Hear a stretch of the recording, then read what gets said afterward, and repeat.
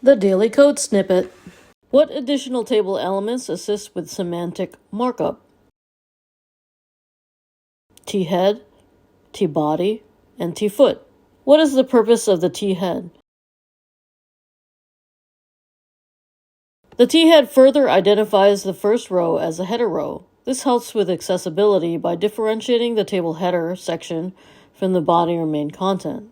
What is the purpose of the T-body? The T-body element encloses the table's main content. What is the purpose of the T-foot?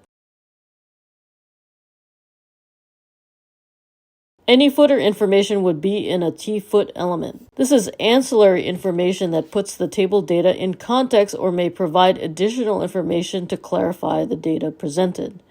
With HTML5, the T-foot is located after the T-body. When using these elements, what does it mean for your TR elements? If you are using the T-head element, all TR elements must either be part of the T-head, T-body, or T-foot. No TR element can be a direct child of the table element. Here is how we might use these in our previous example.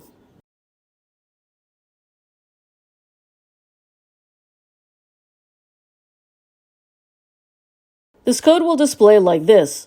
We really aren't seeing anything different about the table header row nor the table body by adding the T-head and T-body elements. However, to someone using a screen reader, these elements help with accessibility by identifying the header row and the main content of the table.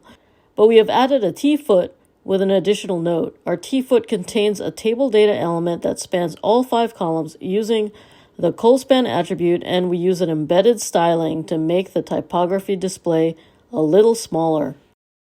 Presented by Designers Learn Code.